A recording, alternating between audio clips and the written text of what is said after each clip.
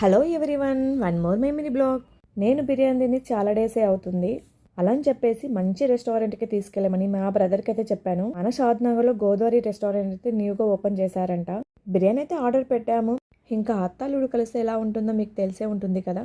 పక్కన ఎవరు ఉన్నా పట్టించుకోకుండా మేమైతే ముచ్చట్లో మునిగి తేలుతున్నాం. ఇంకా చెప్పాలంటే ఫ్యామిలీతో స్పెండ్ చేయడం అంటే నాకు చాలా ఇష్టం. ఫ్యామిలీ ఫ్రెండ్స్ అని నన్ను ఎవరైనా అడిగితే మాత్రం 99% ఫ్యామిలీ అని చెప్తా. ఇంకా మేము ఆర్డర్ పెట్టిన ఫుడ్ అయితే వచ్చేసింది. నాకు మా పొట్టికి బిర్యానీ అయితే, మా వారికి మా బ్రదర్కి అయితే రోటీ ఆర్డర్ చేసుకున్నారు. బిర్యానీ వచ్చేలోపు రోటీ టేస్ట్ అయితే చేసా. మా బ్రదర్ ఇచ్చిన బిల్డప్కి అసలు టేస్ట్ ఎలా ఉంటుందో అనుకున్నా. టేస్ట్ అయితే బాగానే ఉంది. మనం ఆర్డర్ పెట్టిన బిర్యానీ అయితే వచ్చేసింది. ఇంకా బిర్యానీ చూస్తే ఆగుతామా, కుమ్మేయడమే.